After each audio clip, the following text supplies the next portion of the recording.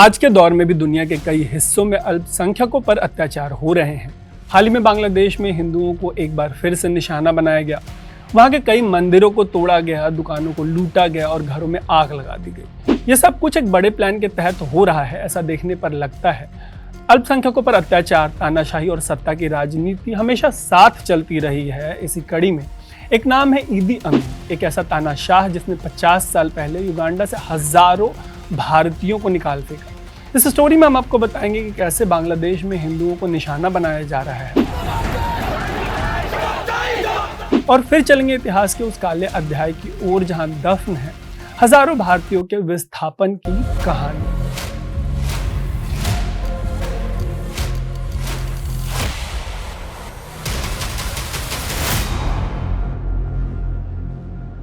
पाँच अगस्त 2024 को बांग्लादेश में हुए तख्तापलट के बाद हालात बहुत ज्यादा बिगड़ गए। पूर्व पीएम शेख हसीना के देश निकाले के बाद कट्टरपंथी समूहों ने हिंदुओं को निशाना बनाना शुरू कर दिया। तख्तापलट के बाद बांग्लादेश के फौज के मुखिया वकारुज्जमान ने कहा कि देश का लॉ एंड ऑर्डर फौज के हाथों में है। बावजूद इसके हिंदुओं के मंदिरों और घरों और कारोबारों तक को लगातार निशाना बनाया गया। 14 अगस्त को ढाका के पास स्थित एक छोटे से गांव में एक मंदिर पर हमला हुआ जिसमें मूर्तियां तोड़ी गईं और वहां के पुजारियों को धमकाया गया। 16 अगस्त को एक और घटना में एक हिंदू परिवार के घर में आग लगा दी गई। ये घटनाएं दर्शाती हैं कि किस तरह से तानाशाही सोच रखने वाले लोग अपनी सत्ता को कायम रखने के लिए अल्पसंख्यकों को निशाना बनाते हैं।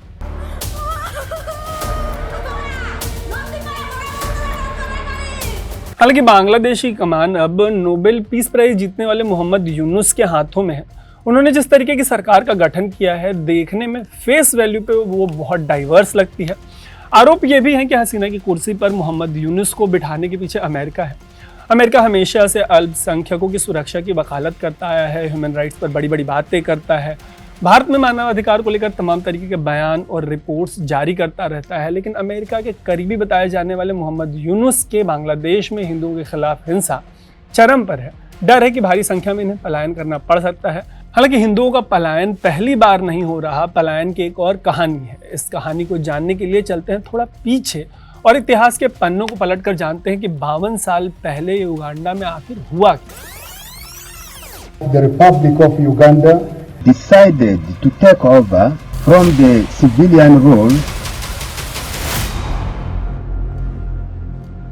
युगांडा में भारतीयों की कहानी 19वीं सदी के अंत में शुरू होती है। तब भारत समेत दुनिया के ज्यादातर देशों पर अंग्रेजों का राज था।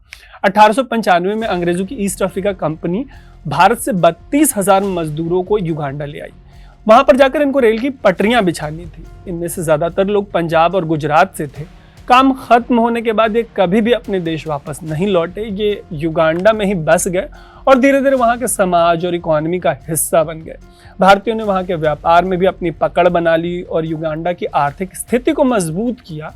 लेकिन ये सुखद स्थिति ज्यादा समय तक नहीं रह सकी जो भारतीय यहाँ से युगांडा गए थे उनके जीवन में।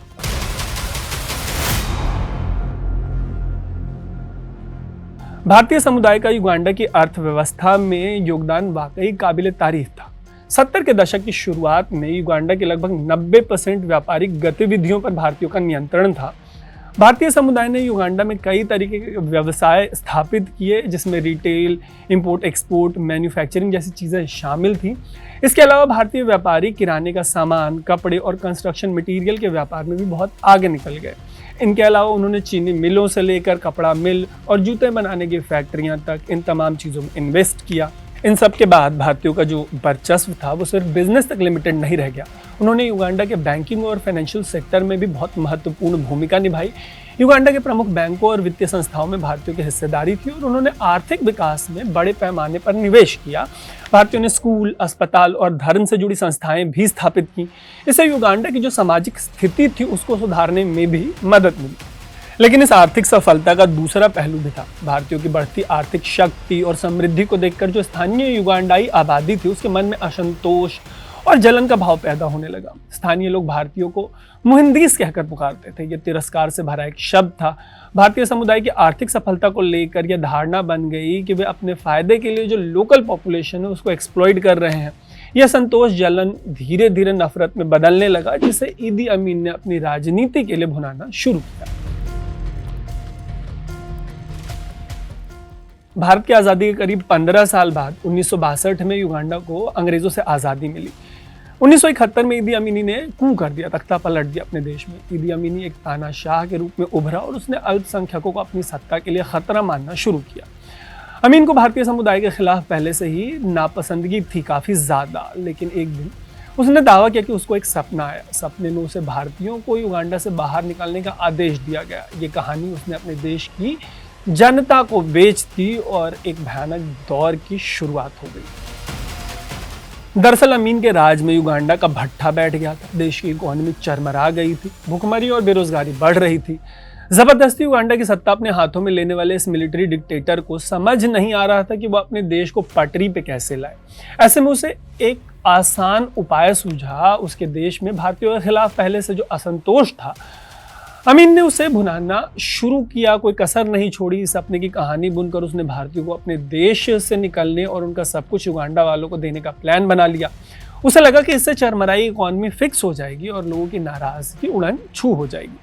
4 अगस्त 1972 को फाइनली ईदी अमीन ने एक फरमान जारी किया। इसमें युगांडा में बसे करीब 50,000 भारतीयों को 90 दिन के अंदर सब कुछ समेट कर युगांडा से निकलना था। यह आदेश सुनकर भारतीय समुदाय में हड़कंप मच गया। उनके पास कोई विकल्प नहीं था और एक तरह से एक पूरा समुदाय अपना घर, संपत्ति, देश छोड़ने के लिए मजबूर हो गया। एक एक करके भारत के लोगों ने अपना घर बार, व्यापार सब पीछे छोड़ दिया। जब वो वहाँ से चले गए तो उनका सब कुछ युगांडा वालों को दे दिया गया। हालांकि युगांडा वालों को भारतीयों की तुलना में बिजनेस चलाने का वैसा एक्सपीरियंस नहीं था। ऐसे में सारे बिजनेस एक एक करके डूबने लगे। इसके बाद क्या होना था? हुआ ये कि फिर जाकर युगांडा वालों को भारतीयों के जाने का जो नुकसान था उसका एहसास हुआ। इकोनॉमी का और बंटाधार हो गया। बाद में अमीन को इससे उबरने के लिए पागलपन से भरे कई कदम उठाने पड़े, लेकिन तब तक भारतीयों समेत साउथ एशिया के पाकिस्तानी और बांग्लादेशी जैसे देश के जो तमाम नागरिक थे, उनके जाने का जो युगांडा को नुकसान होना था वो भारी नुकसान हो चुका था, जिसकी शायद भरपाई कभी नहीं हो पाई। इधर युगांडा छोड़ने के बाद अपने बसे बसाए बिजनेस के उजड़ने के बाद भारतीयों की हालत भी बेहद खराब हो गई। उनके पास जो कुछ भी था वो युगांडा में रह गया। कुछ भारतीयों ने केन्या में शरण ली, कुछ कनाडा चले गए और अधिकतर लोग ब्रिटेन में जाकर बस गए। हालांकि उनकी संपत्ति, व्यापार और ज़मीनें सब कुछ युगांडा सरकार ने जब्त कर लिया था। इस फैसले का युगांडा की अर्थव्यवस्था पर भी बुरा असर पड़ा। देश की आर्थिक स्थिति इतनी बुरी तरीके से चरमराई कि अंतर्राष्ट्रीय स्तर पर युगांडा की छवि जो थी वो चकनाचूर हो गई। तानाशाही के इस कदम से एक बात तो साफ हो गई कि सत्ता की भूख इंसान को कितनी निर्दयी बना सकती है। ईदी अमीन ने अपनी सत्ता के लिए सिर्फ भारतीयों को ही नहीं बल्कि 3 लाख से ज़्यादा युगांडा के मूल निवासियों को भी मौत के घाट उतारा था। ये वो लोग थे जो किसी न किसी तरीके से अमीनी की सत्ता के लिए, अमीनी के अपने वहम में, अपने सबकॉन्शियस में, अपने मन में खतरा माने जाते थे। ऐसे में आज जब हम बांग्लादेश में हिंदुओं के खिलाफ हो रहे अत्याचार को देखते हैं तो हमें याद आता है कि कैसे तानाशाही और नफरत भरी राजनीति अल्पसंख्यकों को निशाना बनाती है। ये एक चेतावनी है कि जब सत्ता के पास जवाबदेही नहीं होती तो उसकी मनमानी किस हद तक जा सकती है। ऐसे में किसी भी दौर में नफरत फैलाने वाले किसी भी ऐसे नेता का समर्थन किसी भी देश के लिए बहुत खतरनाक होता है। हो सकता है कि उस देश की आबादी के एक हिस्से को फौरी तौर पर इस समय बहुत आनंद मिल रहा हो, लेकिन हिटलर के जर्मनी से लेकर अमीन के युगांडा तक ऐसे तमाम जो फैसले रहे हैं हिटलरों के, वो ऐसे जख्म देके गए हैं उन देशों को जो कभी नहीं भर पाया। जैसे कि हम स्टोरी में भारतीयों को दिए गए जख्म आज भी याद कर रहे हैं। तो लौटते हैं इस स्टोरी की तरफ। हुआ ये कि 1979 में युगांडा में एक गृह युद्ध हुआ और अमीन को सत्ता से हटा दिया गया। इसके बाद जो युगांडा की नई सरकार आई उसने भारतीयों को वापस बुलाने की कोशिश की। धीरे धीरे कुछ हद तक भारतीय समुदाय के लोग युगांडा लौटे, फिर वहाँ के व्यापार और उद्योग को चमकाना शुरू किया। हालांकि आज भी युगांडा में भारतीयों की संख्या पहले की तुलना में बहुत कम है, लेकिन उनका योगदान एक देश के विकास के हिसाब से अगर आप असेस करेंगे तो बहुत ज़्यादा है, बहुत इंपॉर्टेंट है। आज के दौर में चाहे बांग्लादेश हो, युगांडा हो या फिर दुनिया का कोई भी हिस्सा हो, अल्पसंख्यकों पर अत्याचार की घटनाएं हमें याद दिलाते हैं कि तानाशाही और नफरत का कोई अंत नहीं होता। लेकिन इतिहास से हमें ये सीखना चाहिए कि किस तरह से अल्पसंख्यकों के अधिकार की रक्षा जो है वो बहुत ज़रूरी होती है। वो एक समाज के फलने फूलने के लिए एक बहुत इंपॉर्टेंट फैक्टर होता है, उसको बढ़ावा देना चाहिए। ईदी अमीन की तानाशाही का दौर भले ही ख़त्म हो गया हो, लेकिन उसकी यादें आज भी जिंदा हैं। ये घटनाएं हमें सिखाती हैं कि जब सत्ता किसी एक व्यक्ति के हाथों में केंद्रित हो जाती है तो उसका नतीजा कितना भयावह हो सकता है। Why do you ask me about Hitler? The Hitler's problem is now past tense. Now we are looking forward for the future. इस घटना के 50 साल बाद हमें इस बात का एहसास होता है कि तानाशाही कितनी निर्दयी और खतरनाक हो सकती है। ईदी अमीन ने जिस तरह से भारतीय समुदाय के लोगों को उनके ही घर से बाहर निकाल दिया था, वो इतिहास का एक काला अध्याय है। ये एक चेतावनी है कि अल्पसंख्यकों की सुरक्षा और उनके अधिकारों की रक्षा किसी भी लोकतांत्रिक समाज के लिए सबसे ज़रूरी फैक्टर होना चाहिए और इसको ध्यान में रखा जाना चाहिए।